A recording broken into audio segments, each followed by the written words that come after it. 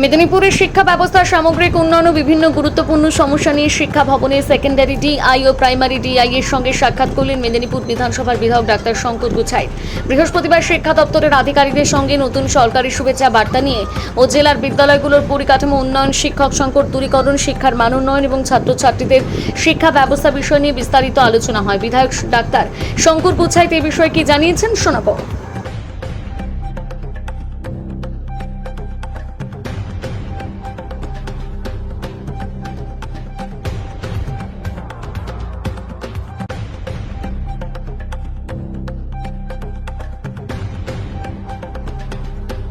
আমরা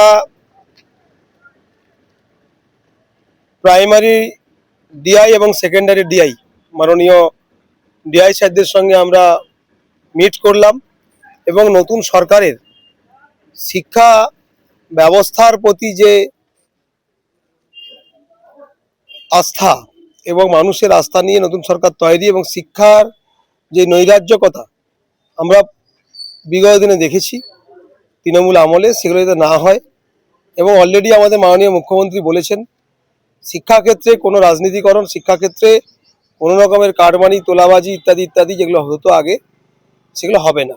সেই জন্য আজকে আমাদের নতুন সরকারের বার্তা নিয়ে, নতুন সরকারের কিছু কথা নিয়ে আমরা 3-4 জন মিলে দেখা করলাম, কথা বললাম এবং মাননীয় সেকেন্ডারি ডিআই এবং প্রাইমারি ডিআইয়ের কাছে আমরা প্রপোজাল চাইলাম যে এখানকার ইনফ্রাস্ট্রাকচার যেগুলো সমস্যা আছে, পানীয় জলের সমস্যা আছে এবং কোথায় কোথায় শিক্ষা প্রতিষ্ঠানে কি সমস্যা, স্টুডেন্ট টিচার রেশিও সমস্যা আছে, সেগুলো নিয়েও কথা হয়েছে। এবং আমরা বলেছি যে মেদিনীপুরের শিক্ষা ব্যবস্থাকে কি করে উচ্চতর করা যায় তার জন্য কিছু প্ল্যানিং আপনারা দিন আমাদেরকে। নতুন সরকারের পক্ষ থেকে আমরা সেগুলো বিবেচনা করে মাননীয় মুখ্যমন্ত্রীর নজরে আনব, যাতে শিক্ষা প্রতিষ্ঠান পুরোপুরি এই সমস্ত জঙ্গল রাজ যেগুলো করতো আগে সেগুলো স্পর্শ করতে না পারে। এবং কিছু লোক 4 তারিখের পরে গেরুয়া আবির মেখে শিক্ষাকে এই সমস্ত ডিআই অফিসে এসে বলেছে যে তারা নাকি এগুলো সব কন্ট্রোল করবে। সেই বার্তাও দিলাম যে কোনোভাবেই এইসব অসভ্যতামি, নোংরামি কোনো শিক্ষা অফিস আপনারা অ্যালাউ করবেন না।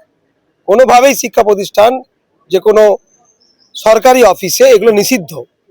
সেই বার্তা নিয়ে আমরা বিভিন্ন পরিকল্পনা নিয়ে শিক্ষার উন্নয়নমূলক বিভিন্ন কথা নিয়ে আজকে আমরা আলোচনা করলাম।